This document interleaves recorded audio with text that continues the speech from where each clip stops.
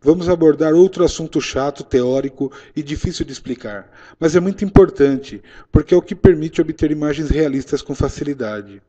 Este assunto é o gama, que engloba desde o processo de fabricação dos monitores, devido ao comportamento dos elétrons em relação à energia aplicada neles dentro do tubo de raios catódicos, usados nos antigos televisores e monitores de tubo, mas reproduzidos agora nos LCDs, e também devido aos algoritmos de encodagem de imagem no padrão de cores RGB, usado comumente em praticamente todas as imagens. Mas você não precisa saber como os monitores são fabricados ou como o elétron se comporta conforme a energia que é aplicada nele para poder produzir imagens realistas em 3D. Basta saber que o monitor não exibe as cores de forma linear e que isso tem que ser levado em consideração na produção de imagens para poder ver as cores corretamente. Basicamente, é apenas isso. Para entender melhor, abra a imagem que está no seu DVD. Como é uma imagem, você pode acessar aqui pelo menu Rendering, View Image. Está na pasta Arquivos do seu DVD, Aula 4, Linear Color Space, Gráficos. Abra o arquivo Exibição de Gama. Veja, a imagem, na realidade, está com as cores de forma linear, e queremos exibi-la exatamente assim, com as cores de forma linear. Porém, como eu disse, não podemos salvar nos formatos comuns de imagem, como TIFF, TGA, JPG, BMP, etc., em formato linear. Mas supondo-se que ela pudesse ser salva em formato linear, quando fosse exibida no monitor, receberia a correção de gama do monitor, ficando mais escura. É por isso que quando você abre uma imagem HDR de boa procedência e exibe ela na tela sem nenhuma correção, ela aparece escura. Porque a imagem HDR está no formato linear e quando exibida no monitor fica mais escura. A não ser que na exibição, no programa que você está vendo, na exibição seja aplicada a correção de gama, para compensar a correção do monitor, exibindo a imagem HDR de forma linear. Agora, no caso de JPG, TIFF, TGA, os formatos comuns de imagem que não pode salvar em linear, eles salvam com esta correção de gama. Então a imagem fica mais clara. Assim, quando é exibida no monitor, ela recebe a correção do monitor e aparece com as cores corretas de forma linear. Por isso que, ao salvar a imagem no formato comum, automaticamente ela recebe esta correção de gama. Enquanto tudo no programa trabalha de forma linear, como a luz na realidade e também porque é mais fácil programar, o resultado na tela é exibido de forma não linear, o que altera as cores, dificulta a criação de materiais e a configuração da iluminação. Por exemplo, pode fechar esta imagem, se quiser, e abra no seu DVD, na pasta Arquivos Aula 4, o teste Linear Color Space Photometric. É justamente por causa dessa exibição de gama que antigamente as luzes fotométricas não funcionavam, não dava para trabalhar com luzes fotométricas, porque elas estouravam demais nos objetos próximos e perdiam intensidade muito rapidamente. Mas elas estavam certas, a exibição que estava com o gama errado. Veja esse teste, tem apenas uma luz fotométrica e um plane na cena, com material cinza. O gama está habilitado, você já percebe pela cor dos materiais ali. Mas vamos desabilitá-lo para ver o que acontece. Agora os materiais ficam mais escuros, não tem a correção de gama.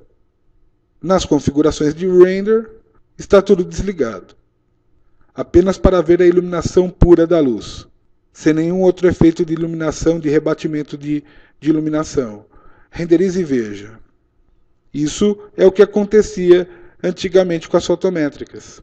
Estourava bem próximo e não iluminava quase nada.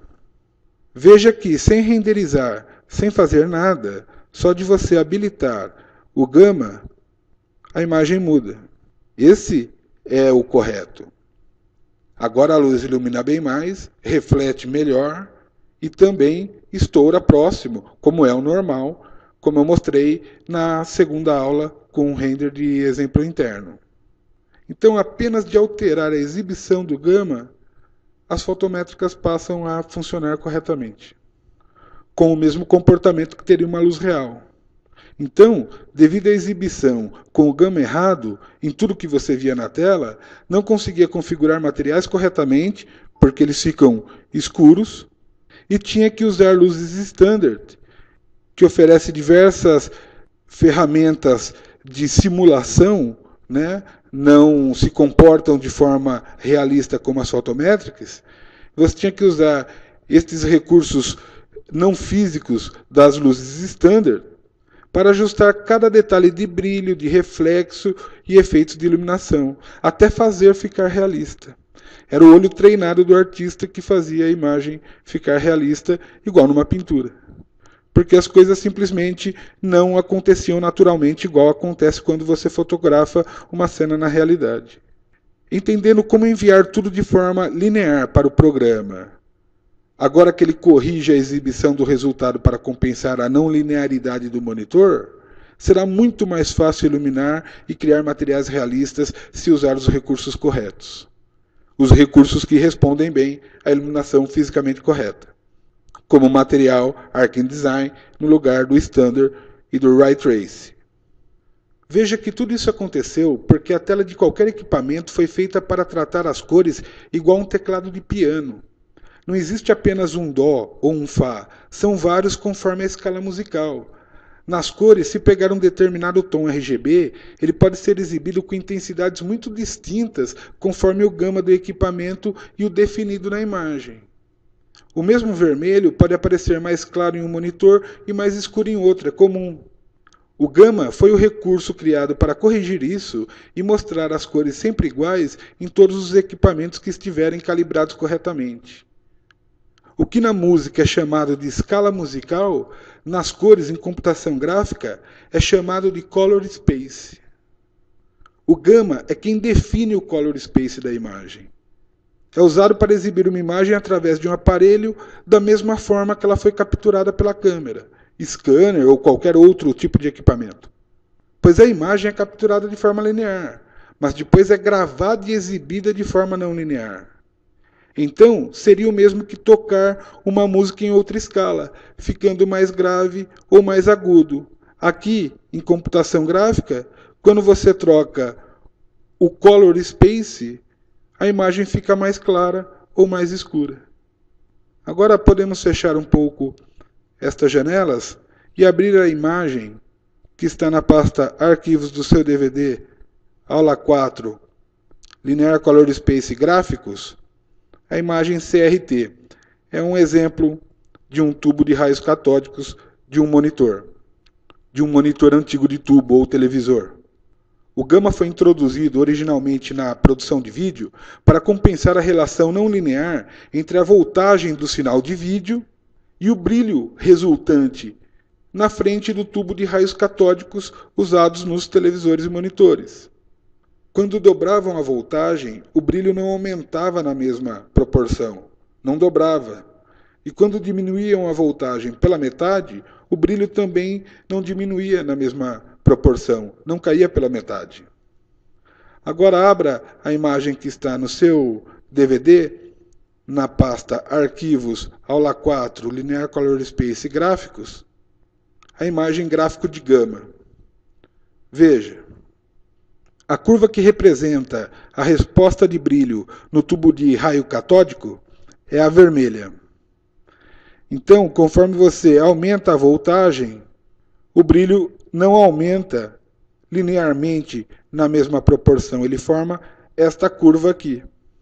Então, usaram a correção de gama, representada aqui pela curva verde, que é uma curva oposta à curva do monitor, para compensar e assim exibir a imagem de forma linear na tela, representada aqui pela curva azul.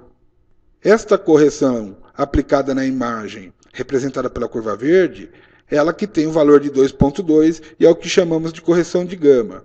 A curva do monitor, que muita gente fala que é 2.2, na verdade seria ou menos 2.2, mas o mais correto é 0.454.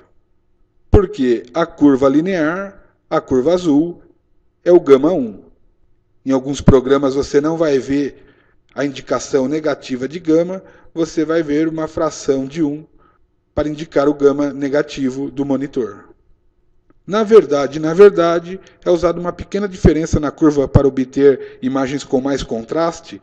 Então, normalmente, a curva do monitor costuma ser por volta de menos 2.5 e as imagens são encodadas com gama 2.2. Se você trabalhar com gama 2.5, a imagem vai ficar muito clara. 2.2 é o correto, é o indicado. Então, entenda que a curva verde representa um color space, a curva azul representa outro color space e a curva vermelha representa outro color space. Uma imagem com as mesmas cores pode ser exibida de forma diferente, mais clara ou mais escura, se ela estiver no color space errado. Para exibir imagens precisas para o olho humano, tem que levar em conta a forma como o olho humano capta estas imagens. O nosso olho percebe as cores e os brilhos de forma logarítmica, que não é linear, e muitas outras coisas também não são, pois dependem delas mesmas ou de outras coisas para saber se é grande ou não. Um exemplo clássico é o do peso nas mãos. Se você tem um peso pequeno nas mãos e adicionar mais algumas gramas, vai sentir a diferença. Mas se tiver um peso grande nas mãos e adicionar as mesmas poucas gramas, não vai sentir diferença. O mesmo acontece com o olho na percepção de cores e brilhos. O olho humano consegue perceber brilho numa escala de 100 para 1, ou seja, consegue reconhecer a diferença de brilho de 1%. Então, é fácil perceber a diferença entre uma luz de 5 watts e outra de 6 watts. Mas não é possível perceber a diferença entre uma luz de 150 e outra de 151. Enquanto que nas sombras conseguimos perceber muitas variações de preto, percebemos poucas variações nos brilhos. Justamente por isso que é ineficiente gravar imagem comum de forma linear com toda a abrangência de cores e brilhos, como hoje é possível em HDRI. Imagens comuns para serem vistas por humanos não precisam ter milhares de tons diferentes de brilho e sombra, pois não serão percebidos pelos nossos olhos.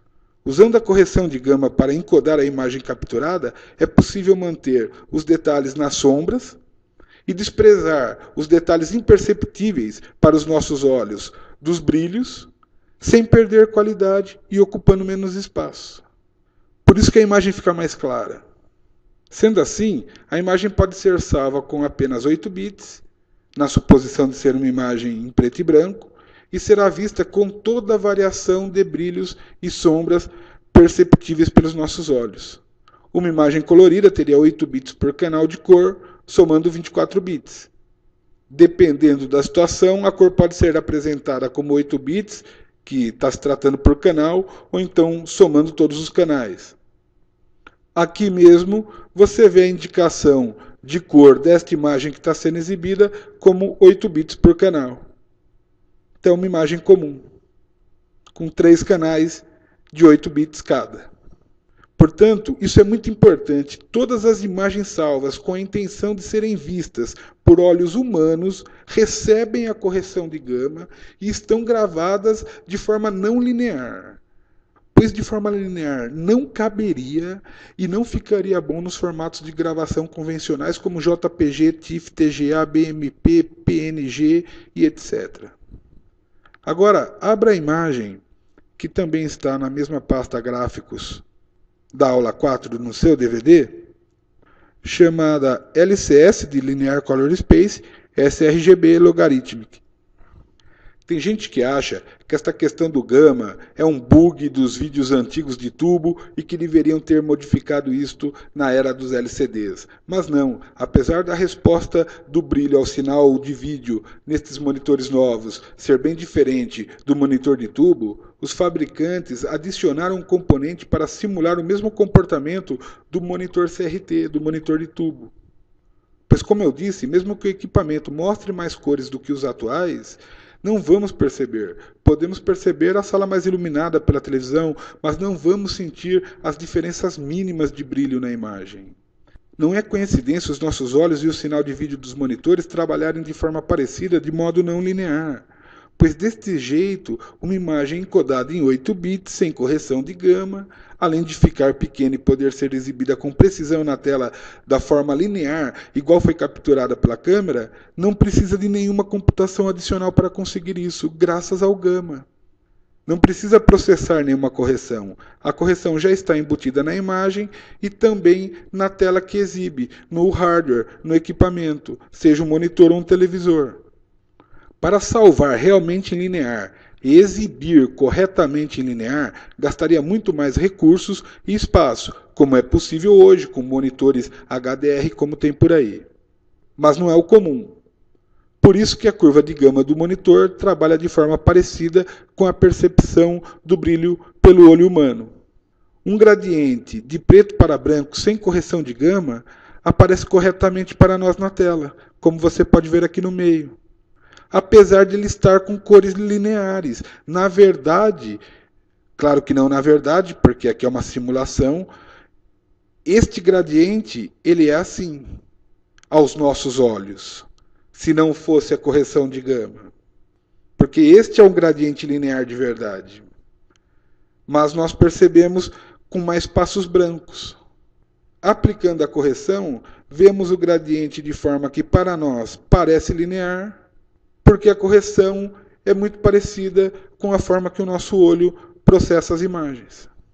Mesmo para programar, os renders e programas de pintura ou de qualquer outra área trabalham de forma linear, usam cores de forma linear, porque é muito mais fácil.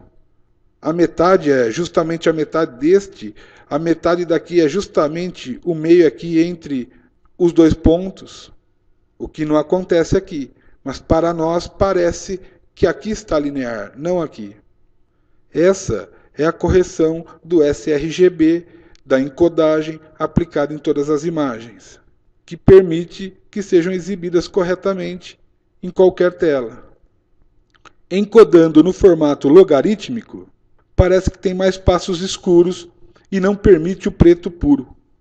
Às vezes, a curva de gama aplicada na imagem não bate perfeitamente com a curva do monitor e produz imagens mais claras ou mais escuras. Por isso a importância de manter o monitor calibrado. Ainda mais se você trabalha com computação gráfica, mexe com cores. Esse algoritmo sRGB, que aplica a correção de gama com 2.2, foi o que se tornou o padrão para encodar imagens no formato de cores RGB que é usado nas telas. Porque ele é o mais indicado para exibir corretamente nos monitores. Portanto, todas as imagens salvas no seu computador e que aparecem corretas na tela para você estão encodadas com sRGB e a curva de gama 2.2. Apenas as imagens HDR de boa procedência e qualidade, que não estão gravadas com correção de gama, além de mapas de normal, mapas de displacement, de bump, que foram criados por computador, como os criados em programas igual o ZBrush, pois são imagens geradas por computador e para serem usadas por computador, não são para serem vistas por humanos. Se você pintou o mapa de displacement no Photoshop, olhando na tela para definir os tons de cinza, então a imagem está com correção de gama 2.2, porque você não consegue ver os tons de cinza de forma linear, igual os programas veem. As imagens HDR sim têm toda a escala de sombras e brilhos, mas o monitor não consegue exibir.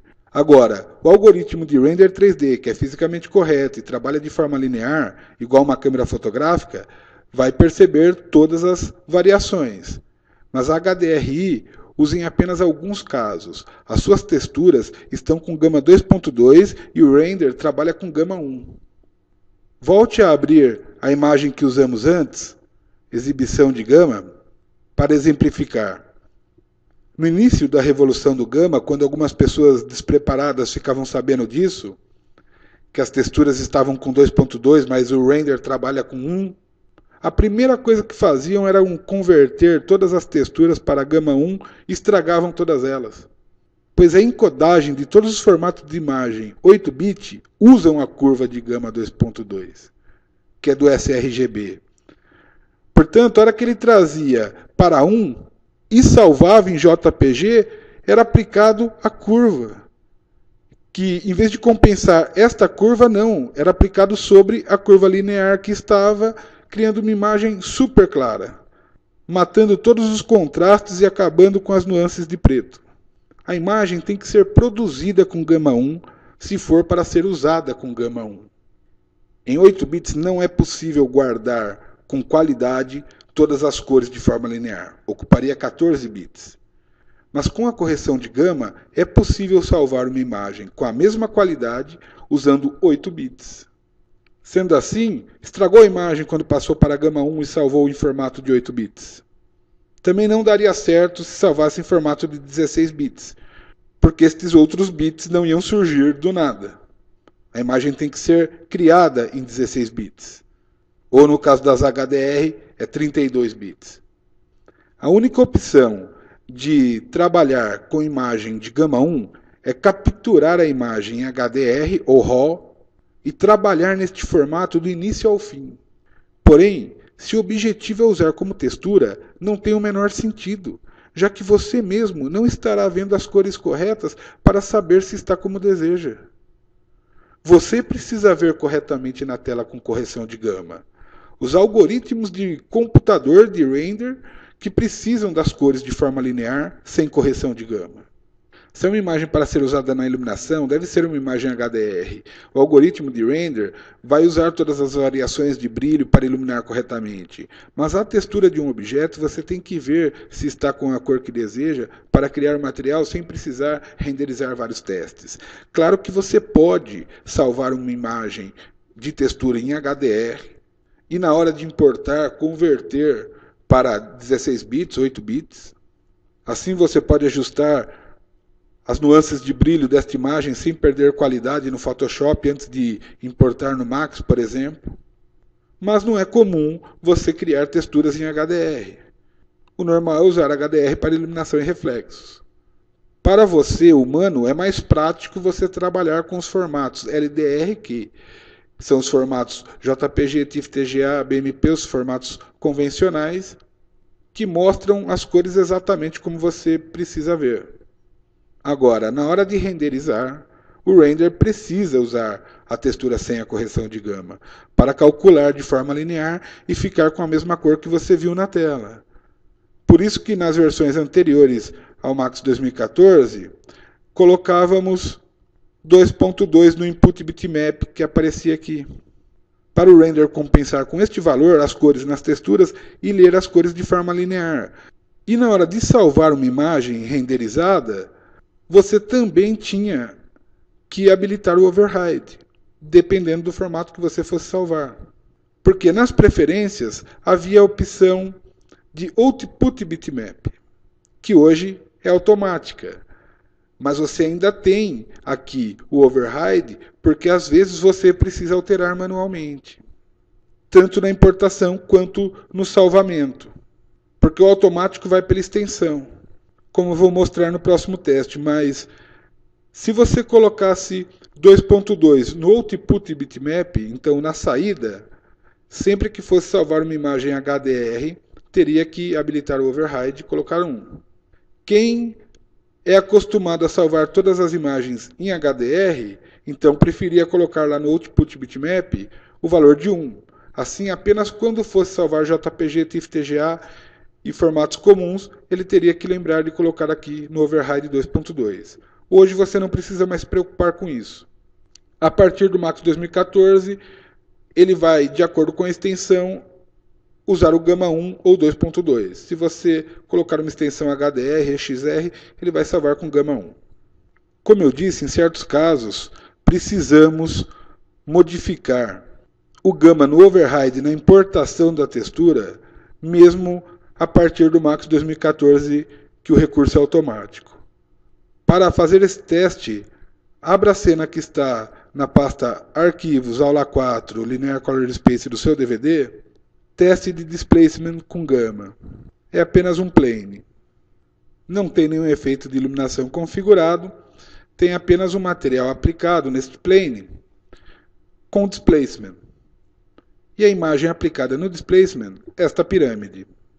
Renderize e veja o que acontece.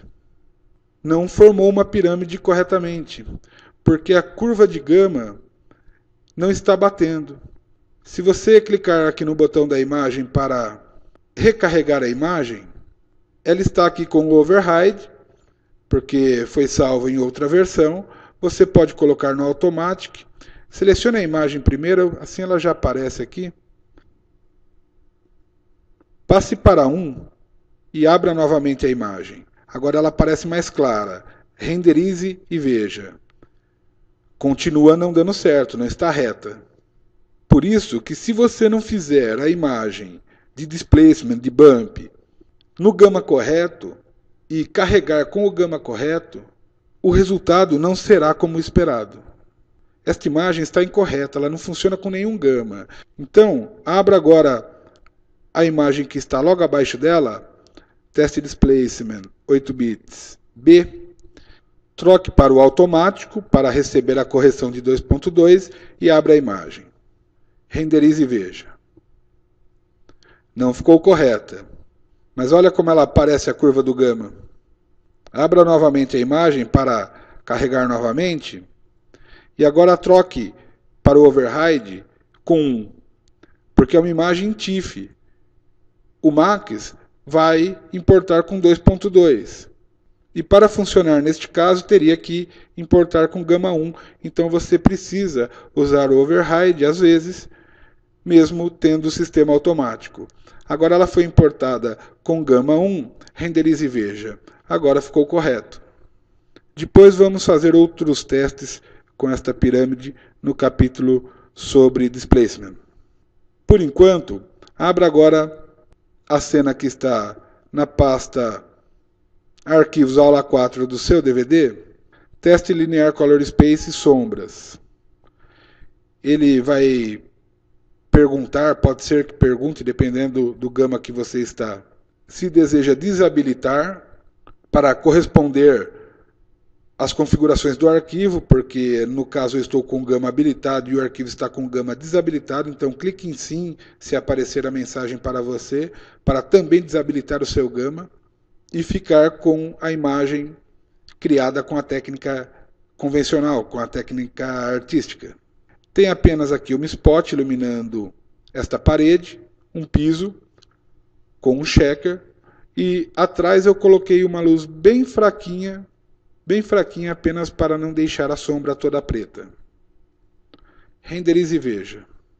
Sem o gama, a imagem não está recebendo a curva que compensa a correção do monitor e vemos tudo muito escuro. Então achamos que erramos na iluminação e aí que a pessoa tinha que ajustar tudo até compensar a exibição errada da imagem na tela. Não com o gama, mas alterando luzes, materiais e fazendo a compensação visualmente. Quando você habilita o gama, veja a diferença. As sombras ficam mais naturais, mais claras automaticamente, sem precisar trabalhar com um monte de luzes como era antigamente. Ou seja, entrávamos com dados incorretos, fazendo o render trabalhar errado para obter uma imagem que compensasse a exibição não linear do monitor. O render fazia certo e estava mostrando certo para você. Mas como você estava vendo pelo monitor e a imagem exibida não recebia a correção de gama, era como se você estivesse de óculos escuro, via tudo mais escuro, achava que estava errado e aumentava a intensidade de luz, mudava os materiais e fazia muitos renders de teste até acertar. Dependia de experiência, treino e mesmo assim era super trabalhoso. Fazendo a correção, você vê certo e não tem todo esse trabalho. A correção influencia em outras coisas também, como no sistema de anti-aliasing. Abra a imagem que está no seu DVD, Aula 4 Linear Color Space, Teste Linear Color Space Wire. Veja, temos um teapot aqui com Wire. Estamos com o gama habilitado. Desabilite e renderize. Agora, habilite. Olha a mudança no próprio aramado. Como fica mais nítido e mais definido. Claro, o anti-aliasing aqui não é suficiente para preencher as linhas e ficou tracejado. Mas olha a diferença com e sem gama. como fica mais serrilhado. A textura deve ter a correção correta de gama para entrar no render de forma linear, como seria exibida na tela. Se entrar sem correção, o render vai aplicar o menos 2.2 e ela ficará escura. Por outro lado, se entrar com a correção e não for compensada com o 2.2, caso use uma versão abaixo do Max 2014 e não habilite lá o input bitmap com 2.2, deixe com 1, por exemplo, ele não vai aplicar a correção, vai ser a correção de 1 e ela ficará com a curva de 2.2 sendo exibida mais clara, acontecendo então a dupla correção, mesmo que você passe a trabalhar com fotométricas, controle de exposição e abandone a correção manual usada na técnica convencional. Abra a imagem que está no seu DVD, na pasta gráficos, gráfico correspondência de gama. Esta imagem é para exemplificar que este problema de correção errada também acontece com cores. Muita gente, quando migra para a técnica fisicamente correta, a primeira coisa que acham estranho é estar com os materiais aqui mais escuros. Isso acontece quando não liga o Affect Material Editor. E também o Color Picker, quando você seleciona alguma cor, para alterar a cor, as pessoas que trabalham com a técnica convencional estão acostumadas a ver as cores desta forma aqui. E estão acostumadas a ver as cores desta forma em outros programas também, como no Photoshop. Com o gradiente perfeito aqui, de preto para branco, de forma linear, e as cores também de forma linear. Então, quando passam a trabalhar com gama, mesmo habilitando o gama 2.2, costumam manter aqui desligado, porque acham que estas são as cores corretas, que estão de forma linear. Mas escolhendo as cores neste Color Picker, você está escolhendo a cor pelo que você vê. E na verdade, você está enviando outra cor para o render. O cinza que você escolhe aqui não é este tom, ele é muito mais claro do que isto. Porque na verdade, haverá correção de gama no processamento desta cor. E você vai escolher a cor errada. Então, é melhor que habilite aqui o Affect Color Selector, porque quando você selecionar a cor, o cinza que você escolher vai ser o cinza que será realmente processado. Então, se você quiser bem escuro, você vai escolher bem na ponta lá e não por aqui, porque aqui ainda é claro. As cores também aparecem diferente, o preto fica bem lá embaixo. Mas é só uma questão de costume. Em pouco tempo você se acostuma com este padrão de visualização, porque aqui você está vendo as cores que serão enviadas para o render.